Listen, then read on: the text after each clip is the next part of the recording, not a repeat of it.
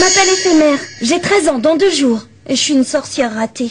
Le bras, la jambe, et j'aimerais un peu plus d'énergie. Hein? Éphémère vit avec Germione, une gentille belle-mère qui s'obstine à faire d'elle une sorcière accomplie. Mais sur Éphémère, la magie n'agit pas. Et dis donc toi, j'ai dit Transformus, petit minus, on a dit plus, gros minus, Synovus, nos sorciers. Cette comédie semble écrite pour les enfants, comme un conte de Noël.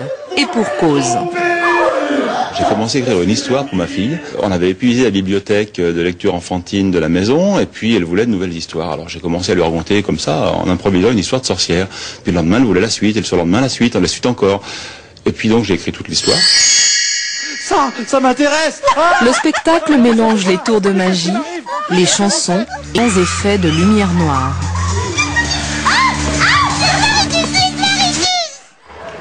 Il y a des moments où ça vous a fait un peu peur?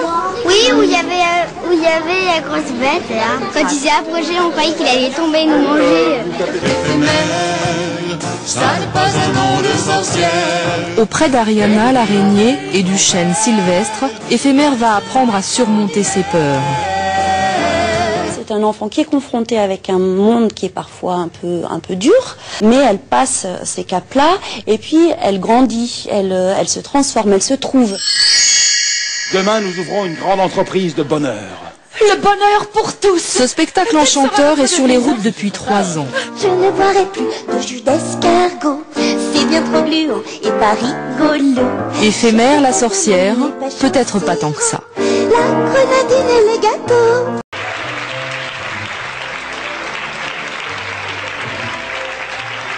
J'ai adoré parce que j'aimais bien quand il y avait les monstres qui parlaient et tout ça. Et quand il y avait eu les petites explosions, donc du coup, des fois ça m'avait fait peur, mais des fois ça m'avait fait rigoler. J'ai adoré la musique parce que le refrain il était un peu pareil, donc du coup ça faisait comme des petites vagues.